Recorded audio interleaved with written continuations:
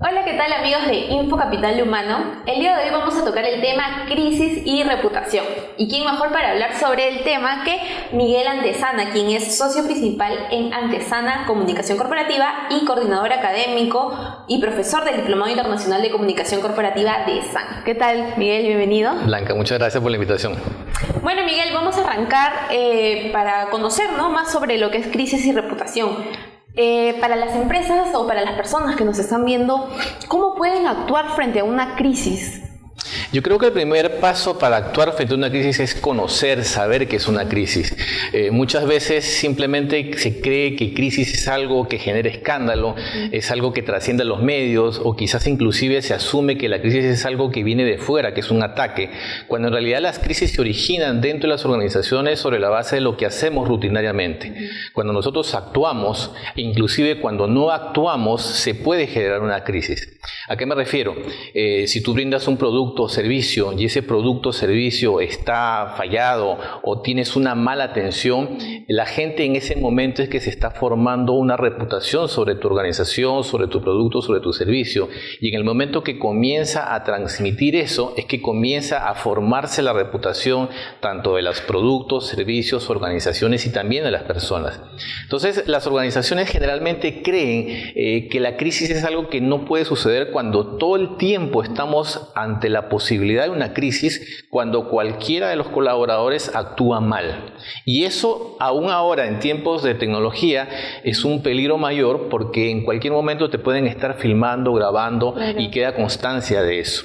Entonces yo creo que para empezar eso, tener claridad en qué cosa es una crisis y cómo se forma, y para después de eso saber cómo podemos actuar ante ella. Analizar posibles escenarios también puede ayudar a que una empresa esté preparada para afrontar una crisis, ¿verdad? Ciertamente, y de hecho, una de las cosas que se hace cuando se trabaja la crisis con las organizaciones es trabajar lo que se llama un mapa de riesgos. En ese mapa de riesgos precisamente se ven todas las posibilidades o todas las actuaciones que pueden generar crisis, tanto a nivel interno como a nivel externo. Y cuando tenemos ese mapa de riesgos es que comienza a trabajarse luego los escenarios. A ver, ¿qué pasaría si tal cosa? ¿Qué pasaría si otro escenario? Entonces, sobre la base de eso es que podemos saber cómo actuar, cómo responder, qué se debe hacer y qué tampoco se debe hacer. Entonces, eso es también, digamos, parte del proceso, de las etapas en las cómo actuar frente a una crisis, cómo prepararse para esas situaciones. ¿Y nos puedes comentar más o menos cómo es el proceso en el que se desarrolla? ¿Cuáles son las etapas de una crisis? Desde la mirada tradicional teórica se habla siempre de precrisis, crisis y poscrisis. Sin embargo, cuando estamos frente a una situación de crisis, tú no te vas a poner a pensar a ver en qué etapa estamos, sino que simplemente tienes que saber cómo actuar en ese momento. Es más, sobre la base de lo que ya hemos dicho, siempre estamos ante la posibilidad de una crisis. O sea, si nos ponemos full teóricos, diríamos que siempre estamos en la precrisis. Por lo tanto, ahí lo que cabe en realidad es tener un protocolo de acción, tener claridad de cómo debemos actuar inmediatamente apenas comiencen a sonar algunas alarmas de crisis, que como te decía, en la actualidad son más visibles porque tenemos el tema tecnológico, el tema de las redes sociales, y que la gente comience inmediatamente a hablar sobre ti, sobre tu producto, sobre tu organización. Te graban y ya lo publicaron y tú, o sea, las marcas suelen reaccionar un poco tarde también, ¿no? Vemos que se demoran mucho en mostrar o lanzar un comunicado, o si lo lanzan no tiene todo la información exacta de lo que ocurrió o lo que la persona que está presenciando la crisis necesita saber. Ojo, ahí también viene la primera parte que decíamos del conocimiento, que es una crisis, porque cuando hablamos de una crisis y que tiene que ver con reputación, estamos sobre todo con temas de acciones. Y cuando estamos con acciones, para enfrentar una crisis, la única manera de responderlo es con más acciones. Tú no puedes responder una crisis reputacional que implica acciones con comunicados, con notas de prensa, con temas temas comunicacionales, porque estamos hablando de la parte de imagen. Entonces, el saber diferenciar lo que es imagen y lo que es reputación es fundamental en la organización. Cuando tú tienes en las organizaciones personas que han estudiado comunicación y sobre todo periodismo, y esto no es en realidad achacar a los periodistas un mal manejo, sino quizás la falta de conocimiento técnico de este tema. Ellos suelen responder de la manera en la que ellos han aprendido a gestionar la comunicación, que es con una nota de prensa. Sin embargo, una nota de prensa no te calma una crisis. Cuando estás frente a acciones, inmediatamente tú también tienes que responder y tomar acciones ante eso. Hay casos conocidos en la situación peruana, en la coyuntura peruana, en la que pasa algo y se demoran mucho en salir a decir algo, cuando en realidad lo que la población o los clientes, los consumidores, lo que esperan es que haga algo. Cuando la persona, organización no hace, es que comienza a gatillarse la crisis. Ahí es donde comienza la escalada de crisis y obviamente mientras tú no hagas, los demás comienzan a decir todo lo que no has hecho. Eso, ¿no? Hay un punto entre decir y hacer. Muchos prefieren primero decir lo que voy a hacer después y no se plantean de verdad lo que está pasando, la crisis que tienen frente a ellos.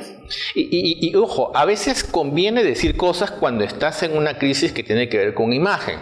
Por ejemplo, comienzan a hablar de tu organización y comienzan a hablar mal y eso es falso, no hay sustento. Tú puedes tomar dos acciones, o sales a responder o simplemente te quedas callado, porque el silencio también es una estrategia. Depende también quién lo diga, depende en qué contexto lo diga. Si es algo que es muy grave y que la gente está comenzando a replicarlo y comienza a creerlo, quizás es necesario que salgas a decir y aclarar sobre la base de qué se está basando esas informaciones. Pero si hay una persona o son grupos malintencionados o son los famosos troles que simplemente, los haters, comienzan a hablar mal de ti pero sin ningún sustento, el estratega en comunicación, en este caso el DIRCOM, debería analizar a ver si sale a decir algo o no, simplemente lo deja. Entonces ahí también está el ver cómo manejas una posible crisis de imagen, que es diferente a la crisis de reputación, en la que sí necesariamente tienes que ver qué acciones vas a tomar sobre la marcha. Es importante, ¿no? Conocer quién está hablando de mí y qué está hablando de mí. Como decías, haters o puede ser un cliente insatisfecho, que esos también son parte de nuestro público, son parte de las personas que nos ven, que nos consumen, nuestros usuarios. Y esos clientes, esos usuarios, esos públicos con los que nos relacionamos día a día son muy importantes, porque ellos son los que realmente nos están formando reputación. Una persona que no nos conoce, que no ha interactuado con nosotros, que simplemente habla de nosotros, no tiene la misma importancia que el cliente que interactúa. Ojo, estoy diciendo que no tiene la misma importancia, no que no la tiene, porque en cualquier momento esta persona pudiera convertirse en cliente, en usuario, en relacionarse con nosotros por lo que los demás dicen. Entonces hay que tener un claro manejo comunicacional y saber frente a qué estamos. El no saber frente a qué estamos generalmente lleva a tener actuaciones erradas, tener actuaciones quizás desesperadas e inclusive puedes tú mismo generar la crisis por no saber eso. ¿Y cómo puede una fuerte reputación de mi marca que he construido durante muchos años hacerme o apoyarme frente a una crisis? Es interesante porque en realidad la reputación no viene a la marca, es a la organización. Porque tú no compras solo el producto por la marca, sino por todo lo que está detrás del producto. Y detrás del producto también hay personas y una organización en general. Muchas veces se suele decir, bueno, pero es que la gente se olvida rápidamente, y puede ser cierto. Sin embargo, aquí viene también nuevamente el manejo comunicacional y viene también la experiencia de la persona. Si yo sé que este ha sido un error, que ha sido un manejo pues errado, pero yo tengo la confianza de tiempo porque yo sé que tú cumples tu misión, el objetivo, tu promesa de producto, puede ser que yo lo perdone. Obviamente va a depender de cómo tú lo manejas. Sin embargo, cuando hay marcas, entre comillas, en realidad organizaciones que no manejan adecuadamente su reputación, como decía hace un momento, ellos son los que comienzan a hundir la organización y generar la desconfianza.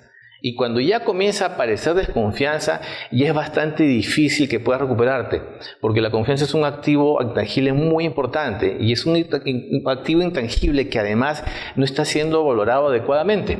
Y eso es muy peligroso porque a largo plazo lleva a que tú entonces comiences a perder clientes y la gente comienza a ver a otros lados y deja de preferirte. Y retomando el tema de los consumidores digitales, ¿a qué se debe que se esté aumentando el número de crisis digitales y que las marcas o empresas no sepan cómo actuar frente a ello? Es interesante verlo porque tú acabas de decir crisis digitales. Ajá. Y en realidad las crisis son una sola, igual que la reputación. Hay reputación y hay gente que dice, no, mi reputación digital. No, es tu reputación. Si habláramos de reputación digital, entonces tendríamos que hablar de reputación en periódicos, reputación en revistas, reputación en la calle, y sería un absurdo. La reputación es una sola. Que la reputación se transmita a través de medios digitales es otra cosa. Que tu reputación esté más presente o más expuesta en redes sociales es otra cosa. Lo mismo sucede con las crisis. Las crisis se transmiten y se viralizan a través de redes sociales, pero las crisis suceden en el mundo real. Un hecho, una situación negativa sucede en la vida real y lo que pasa es que cuando alguien te está filmando, grabando, tomando una foto, inmediatamente lo sube a las redes sociales y entonces hace que llegue a más personas. Tiene más eco. Tiene más eco, tiene un efecto multiplicador muy potente y muy rápido. Y esto no sucedía hace 10, 15, 20 años. Para que tú te enteres de una crisis de una organización, persona, producto, tenía que ser algo muy grave y tenía que llegar a los medios de comunicación tradicionales.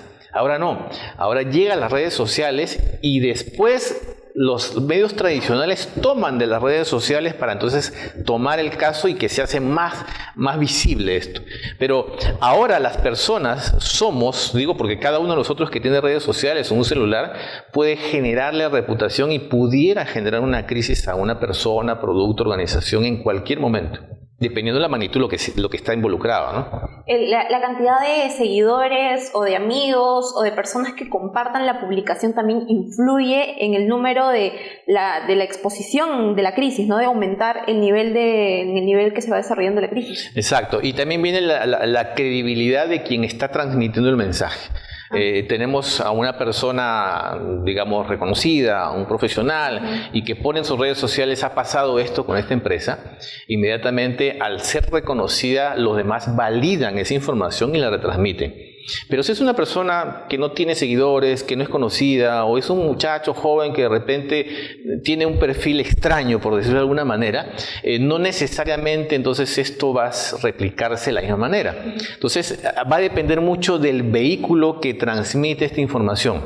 Si es un medio de comunicación, si es un profesional, si es una organización, si es un líder de opinión. Y líder de opinión lo pondría entre comillas, porque ahora cualquier persona que tiene una cantidad de seguidores ya tiene un cierto liderazgo en lo que es redes sociales, inclusive sin tener un bagaje profesional, reputacional previo, ¿no? Entonces, eso también hay que tenerlo en cuenta en el manejo comunicacional. Eso lo vemos bastante en Twitter, ¿no? Que las personas en 140, ahora que lo han aumentado, pueden tuitear cualquier tema o cualquier cosa que les haya pasado como una experiencia y luego tiene mucho eco dentro de las personas que también la siguen o también pueden retuitear.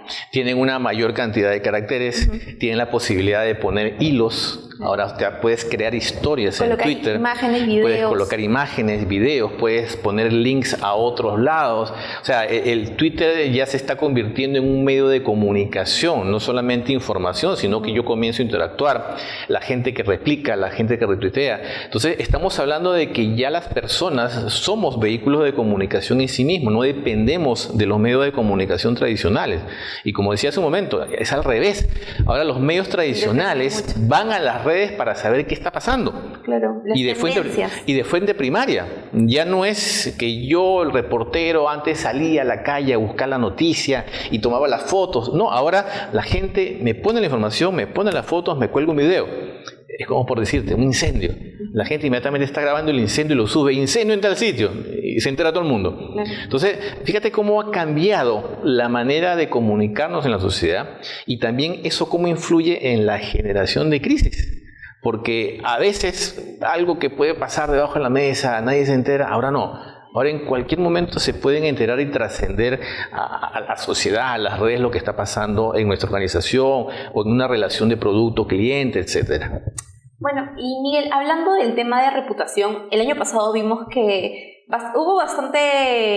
fue muy comentado el tema de las etiquetas, del etiquetado de productos. Pudimos ver en productos lácteos, pudimos ver en golosinas, pero ¿qué tan factible o qué tan positivo es que una empresa o una marca utilice a sus trabajadores como embajadores para que salgan al frente a afrontar la crisis?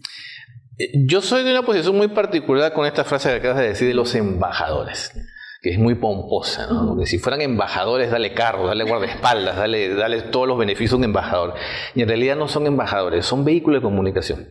Porque cada trabajador, cuando sale de su centro de trabajo, habla de su empresa. Y lo habla con sus familiares, con sus amigos, con sus cercanos. ¿Y qué habla? Lo que quiera. No está la empresa detrás de mí.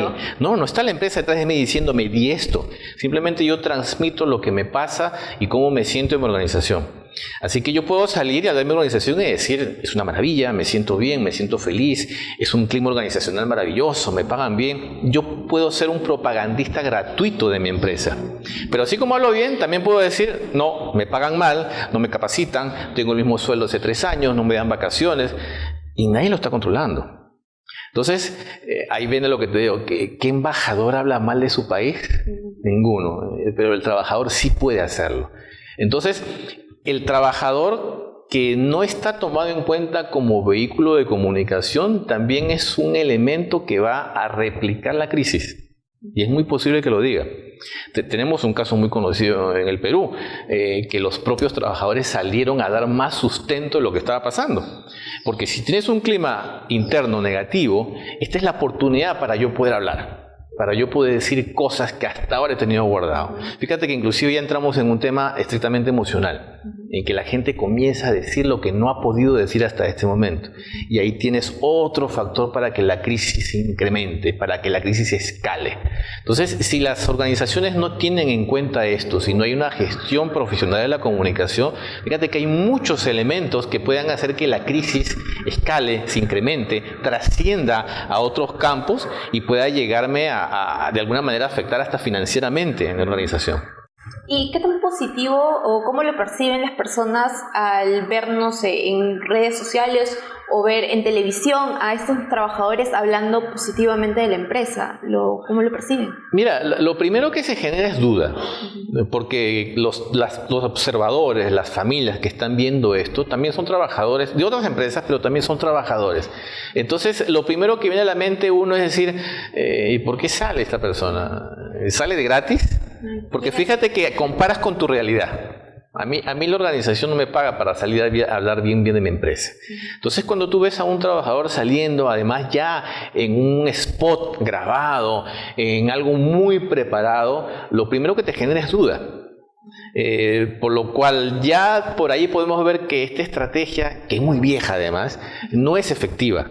No es efectiva porque lo que va a generar inmediatamente es duda. Lo que debería hacer es salir el directivo o los directivos y precisamente, como te decía, afrontar la realidad que está sucediendo, los hechos, y ver qué va a hacer para precisamente de alguna manera calmar lo que está pasando. Sobre eso hemos visto también, ¿no?, ejemplos internacionales de empresas que han afrontado crisis que en su momento fueron pequeñas, que luego fueron grabadas y luego fueron replicadas, compartidas, escalaron, y luego vimos a un CEO parado frente a una cámara, mirando directamente a la cámara y diciendo, yo me hago responsable de lo que pasó, y asumiendo, ¿no? Eso, ¿qué tan factible es aplicar eso aquí en el Perú? ¿Las personas cómo lo tomarían? Fíjate que ese actuar tiene que ver precisamente con lo que decíamos, que tiene que ver con la parte ya emocional de las personas. El que yo vea al directivo, al máximo directivo de una empresa saliendo a asumir la responsabilidad, a pedir perdón por lo que está haciendo, es algo que inmediatamente corta la crisis. Si alguien está aceptando que cometió un error y está pidiendo perdón, ¿ya qué más vas a hacer contra él? ¿Qué más ¿Qué más tomate le vas a tirar si ya lo aceptó? Fíjate que es una actitud muy directa para cortar una crisis. Lo que pasa es que en nuestra cultura, en nuestra sociedad peruana, el tema de generar, de gestionar emociones es muy pobre. Entonces, el aceptar una responsabilidad, fíjate que se asume como debilidad. Y como es una debilidad, no lo hago. Entonces ahí tenemos que cambiar mucho la cultura de las organizaciones, la cultura de los directivos, formar a directivos para que entiendan que ellos también son portavoces y que también son humanos, que no son perfectos. Pero mientras no cambie eso, seguramente vamos a ver malas actuaciones y malos ejemplos de gestión de crisis, lamentablemente, ¿no? Y trasladándolo, lo que acabamos de conversar, al tema político, al tema de gobierno, lo que estamos viviendo actualmente en el cambio, ¿no? Debido al cambio de un presidente de PK que negaba constantemente. ¿Por qué se realizan estas crisis o por qué pasan estas crisis de comunicación? En el sector público, vamos a limitarlo al caso peruano, el sector público peruano es el que peor maneja la comunicación.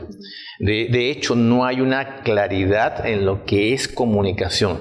Es mucho el enfoque informativo, es mucho el enfoque prensero. Tenemos organizaciones públicas que tienen una oficina de prensa con un jefe de prensa, con periodistas, que lo que hacen es estar pendiente de que salgan sus informaciones en los periódicos y en los medios, y en la medida que salen más, asumen que están haciendo su trabajo. Y también otro gran error comunicacional es poner a la autoridad, sea presidente, ministro, director ejecutivo, de lo que sea de esta institución pública, ponerlo en vitrina todo el tiempo, para que se vea que está trabajando, cuando en realidad lo que está generando son una cantidad de situaciones y de respuestas en el público totalmente contraria. Porque se presta suspicacia, ¿no? Porque es más, yo te pago para que trabajes. Sí, no para que estés apareciendo. No para que estés apareciendo y que digas que estás trabajando. Porque si estás entonces en la calle visitando, haciendo, no sé, saludo, ¿en qué momento trabajas? Entonces no se toma conciencia de algo tan obvio como es lo que estamos conversando. Y es una costumbre en el sector público.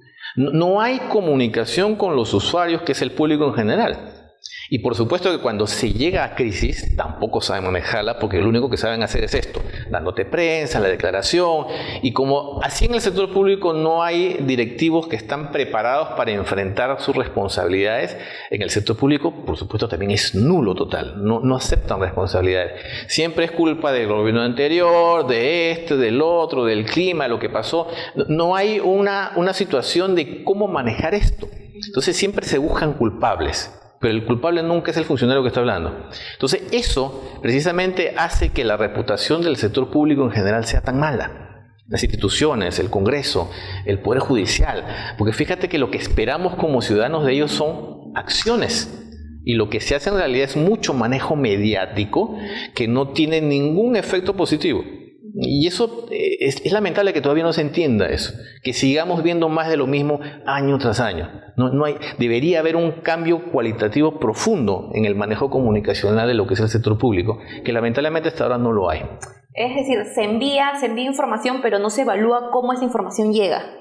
Y no solo que no se evalúa, sino que no se toma conciencia que no tiene ningún beneficio. Porque si yo te dijera, ¿qué ganas con publicar tu nota de prensa en todos los periódicos de todo el país? Y si la gente lo lee, ¿qué va a hacer la gente con eso? ¿Va a ser más feliz? ¿Va a tener un bienestar económico? Y fíjate que no hay beneficio. Es simplemente informar a la gente, estoy trabajando. Qué bueno, pero eso te pago. Las acciones deberían hablar más que... Es que tú me digas, a partir de ahora tienes este puente construido, a partir de ahora hay más escuelas. Oye, qué bueno, están haciendo cosas. Pero no, el ministro visitó el hospital, el ministro fue al colegio. ¿Y a la gente qué le importa que esté visitando? Fíjate que no hay una conexión. Esto también, por supuesto, tiene que ver mucho con los asesores de los que se reúnen las autoridades públicas. Lamentablemente viene el tema de los favores, de las conveniencias, la rotación de asesores entre sectores, y no hay una visión profesional de lo que debería ser la gestión pública, lamentablemente. ¿Y en qué tú consideras que se está fallando al afrontar crisis en el gobierno? Básicamente lo mismo que hemos dicho.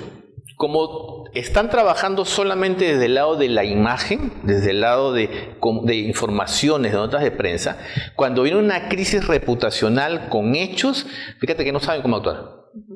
Actúan de la misma manera, sacan su comunicado, su nota de prensa. Y tú lo puedes ver, o sea, podemos revisar, el último mes si quieres podemos revisar, y cualquier crisis sale la institución pública con un comunicado. Y un comunicado a veces mal redactado, a veces que no se entiende, y a veces que la gente no dice nada. Cuando lo que la gente espera, ¿qué vas a hacer ante eso? Entonces, eso es lo que lleva precisamente a incrementar o a ponerle en forma más negativa la reputación que ya tiene el funcionario o la institución pública en general. Al comienzo de la entrevista señalaste el tema de la confianza, que es un intangible, que es muy importante y que las empresas no suelen valorar. ¿En el gobierno existe una crisis de confianza? Gravísima. Quizás, fíjate que la confianza no aparece necesariamente en las encuestas que se hacen de sondeos de personajes y de instituciones. Inclusive se maneja el término "aprueba usted", pero la prueba es un término tan subjetivo que en realidad, fíjate que se acerca mucho más a lo que es confianza. Confía en, y las cifras serían otra cosa. Y en el sector público, en nuestros gobernantes, no hay confianza. Se ha perdido la confianza. Nosotros renovamos la confianza cada vez que damos elecciones. Confiamos en que esta persona va a actuar de manera distinta o que va a hacer las cosas adecuadamente, y lamentablemente al final nos decepciona. Entonces, eso lleva a este descontento de la sociedad con lo que es la política, la clase social, la clase política, perdón, y las autoridades. Entonces, en la medida que también se entienda eso, sector público, sector privado, que yo tengo que generar confianza y que si la gente me da esa confianza, yo tengo que de alguna manera compensarla con acciones. Si se entiende eso tan elemental, fíjate que sería distinto. Sería distinto el manejo de cómo van las cosas en el país. Pero esto que estamos conversando en apenas minutos, fíjate que es obvio para mucha gente, no es obvio en el sector público. No lo llegan a comprender. No lo llegan a comprender, no lo llegan a internalizar, porque no solamente es que lo entiendan, también entonces, bueno, ponga en práctica y a ver qué haces con eso. Miguel, ¿y algún ejemplo de un país en el que sí se desarrolle o que sí se tenga un buen gobierno corporativo de comunicación, que se manejen bien las crisis que tú conozcas?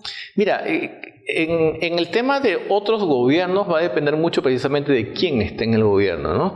Y podemos evaluar etapas de diferentes gobiernos. No hay gobierno perfecto, porque recordemos que también aquí no solamente es el gobierno de esta gran organización que es el Estado, sino que interviene en la parte política y interviene en partidos. Entonces, hay algunos ejemplos cercanos. Chile, por ejemplo, se ha manejado bastante bien en lo que es la comunicación digital con el ciudadano, lo que es el gobierno electrónico. En Colombia también se ha utilizado bastante bien algunos esquemas en el manejo comunicacional en la policía de Colombia. En Ecuador también, o sea, cada país tiene, digamos que, casos exitosos, más no una gestión global comunicacional, porque interviene la parte política.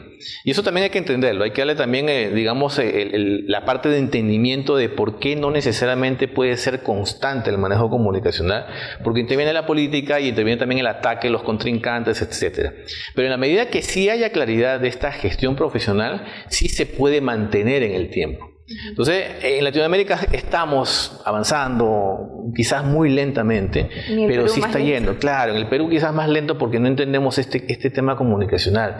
En Europa, por supuesto, la comunicación es totalmente distinta, es más cercana al ciudadano. El ciudadano también está más empoderado. Entonces, eso hace que las autoridades tengan que saber comunicarse con el ciudadano. Las redes sociales le han dado también una especie de vitrina a las personas para que se puedan comunicar con sus instituciones o con otras empresas o organizaciones. Es la forma de expresarse, porque cuando yo veo que la autoridad, la institución no me hace caso, entonces yo pongo mi queja en redes sociales y está funcionando hasta a veces. Mira, hemos visto casos de viceministros, ministros que han sido destituidos por una denuncia pública. Entonces la ciudadanía se da cuenta que a través de sus redes sociales puede poner una queja y puede hacer que las autoridades comiencen a cambiar. Eso yo creo que es un proceso de empoderamiento sano que va a seguir sucediendo. y que se va a ver incrementado por la labor del periodismo de investigación, porque el periodismo de investigación toma lo que la gente dice, la información que pasan también a periodistas para que esto se haga público. Entonces, ante ese escenario complejo, nuevamente surge la necesidad de que el Estado entienda cómo se gestiona de manera profesional la comunicación. Bueno, Miguel, agradecerte por estar el día de hoy con nosotros. ¿Algunos comentarios finales que quieras darle? No, encantado de colaborar y compartir estas conversaciones con todas las personas que nos ven, nos oyen.